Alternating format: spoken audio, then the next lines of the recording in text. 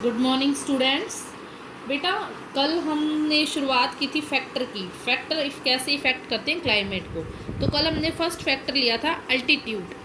आज हम करेंगे लैटिट्यूड और distance from the equator. The latitude eight which a place is located affect the climate of that place. Places situated near the equator receive direct rays of the sun. Therefore, the climate of the places in the equatorial region is very hot and humid.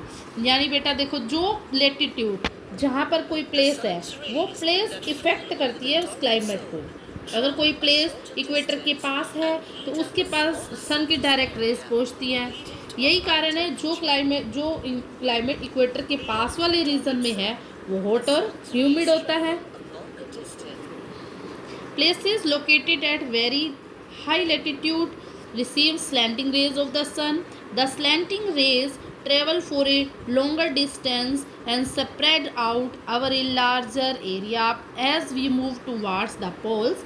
The rays of the sun become more slanting and the amount of heat received is less.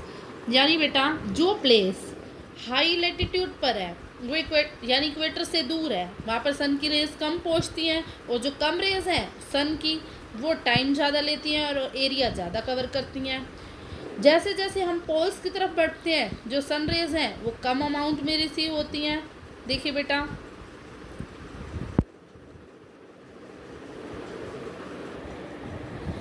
अब हम एक experiment करेंगे।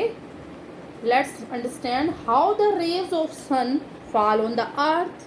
यानी कि जो raise हैं sun rays हैं वो कैसे पृथ्वी पर गिरती हैं।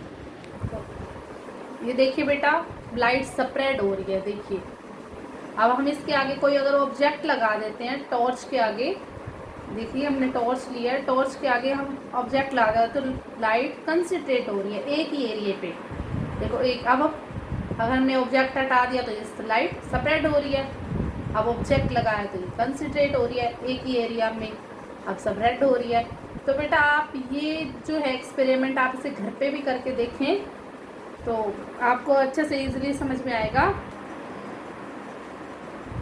इसी तरह बेटा सन भी अपनी रेज पहुंचा रहा है वो हर जगह। अगर इसके आगे कोई ऑब्जेक्ट आ जाता है सन के आगे तो वो भी एक ही एरिया पे अपनी रोशनी फैलाएगा। देखिए बेटा अगर आप देखो सभी जगह फैला रहा है तो ये बेटा एक ये जो एक्सपेरिमेंट है ये हम सन के साथ जोड़ सकते हैं। जोड़कर मैंने आपको ये बताया तो आप इसे इजीली घर पे करके देखें तब आपको पता चलेगा कि ये किस तरह को ऑब्जेक्ट लगाएं इसको।